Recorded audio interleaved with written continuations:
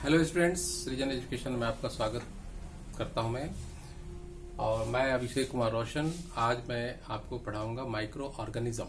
ठीक है, micro organism क्या होता है, व्हाट इज माइक्रो ऑर्गेनिज्म। तो माइक्रो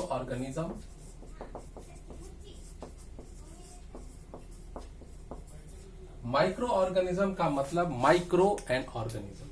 आप जैसा कि समझ सकते हैं कि माइक्रो मतलब बहुत छोटा, ऑर्गेनिज्म का मतलब ऐसा कुछ न कुछ जरूर होगा जो कि जीवित प्राणी होगा। ठीक है, ऑर्गेनिज्म उसे ही कहते हैं जो जिंदा होने की कैटेगरी में होते हैं। ठीक है, तो माइक्रो ऑर्गेनिज्म मतलब इतना छोटा। माइक्रो का मतलब, माइक्रो का वैसे साइज क्या होता है, जैसे माइक्रो जब हम लिखते हैं 1 माइक्रो, तो ये साइज होता है जनरली 10⁻⁶ मीटर।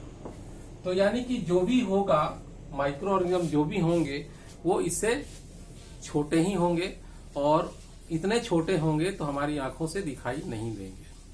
तो इन्हें हम कहते हैं माइक्रो ऑर्गेनिज्म। अब माइक्रो ऑर्गेनिज्म कई तरह के होते हैं। कौन कौन से तरह के होते हैं, जैसे आपने सुना होगा कि माइक्रो ऑर्गेनिज्म में पहला होता है जैसे बैक्टीरिया, दूसरा प्रोटोजोआ,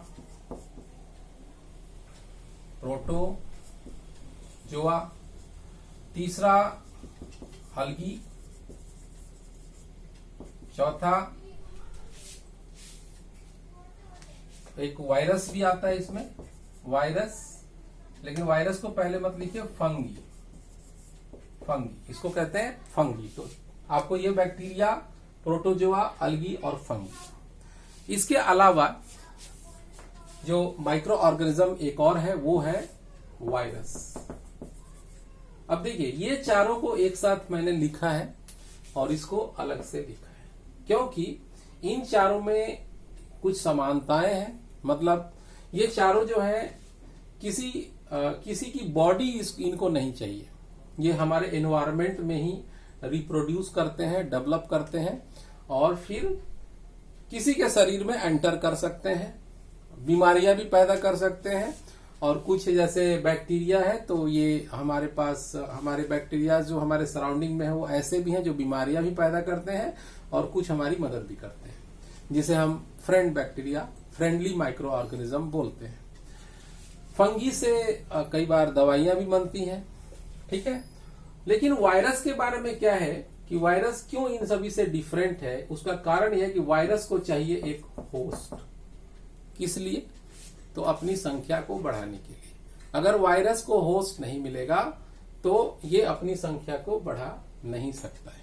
ठीक है, इसलिए इसको एक अलग कैटेगरी में रखा गया है, माइक्रो ऑर्गेनिज्म ही, लेकिन इनसे डिफरेंट है।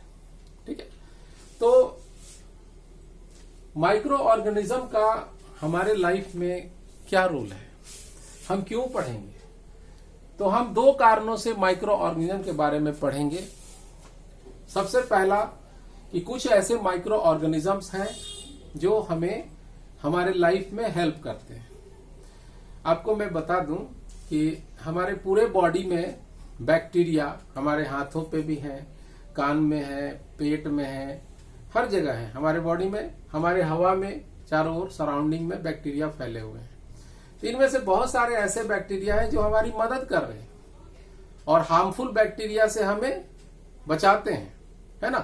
तो इस तरह के जो बैक्टीरियाज होते हैं उन्हें हम फ्रेंडली माइक्रो ऑर्गेनिज्म बोलते हैं। अब अनफ्रेंडली या हार्मफुल जो होते हैं वो क्या करते हैं, बीमारियां देते हैं।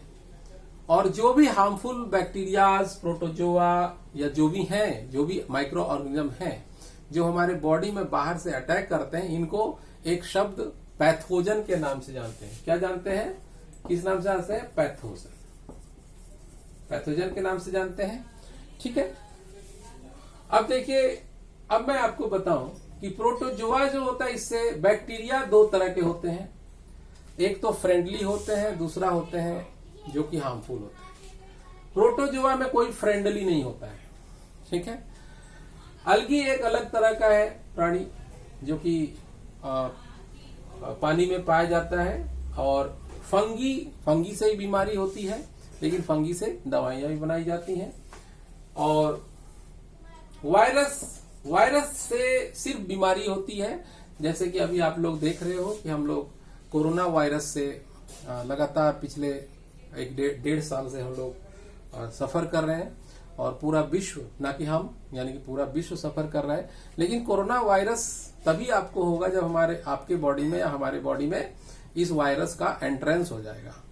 अगर ये बाहर रहेगा तो इसका कोई हमारे ऊपर इफेक्ट नहीं है। यही कारण है कि हमें कहा जाता है कि आप अपने आप को दूर रखें, सोशल डिस्टेंसिंग मेंटेन करें और मास्क पहने वगैरह वगैरह। ठीक है, अब देखिए अगला जो पॉइंट है कि बैक्टीरिया हमारी मदद कैसे करता है।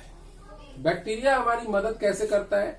तो बैक्टीरिया, आपने दही खाया होगा, तो दही के लिए लैक्टोबैसिलस बैक्टीरिया यूज होता है। दही को जमाने में किसका यूज होता है? Lactobacillus bacteria. ठीक है ना, लैक्टोबैसिलस बैक्टीरिया। उसी के अलावा आप जैसे एक बैक्टीरिया वो यीस्ट होता है जो कि फर्मेंटेशन में काम आता है, फर्मेंटेशन में काम आता है, वो होता है यीस्ट, है ना। उसी तरह से नाइट्रोजन फिक्सेशन एक प्रोसेस है जिसमें कि बैक्टीरिया एयर से नाइट्रोजन लेकर के और सॉइल में मिक्स कर देता है। अगर जनरल वे में बताऊं, मैं अगली क्लासेस में आपको इन टॉपिक्स पे और डिटेल में बताऊंगा, लेकिन अभी एक जनरल इंफॉर्मेशन या नॉलेज दे रहा हूं कि नाइट्रोजन फिक्सेशन यानी कि एक ऐसा मेथड है जिसमें बैक्टीरिया हमारे एनवायरमेंट से नाइट्रोजन को एब्जॉर्ब करता है और उसको मिट्टी में मिक्स कर देता है। इसे कहते हैं नाइट्रोजन फिक्सेशन। यानी कि इसके लिए कौन सा बैक्टीरिया रिस्पॉन्सिबल है? तो राइजोबियम बैक्टीरिया,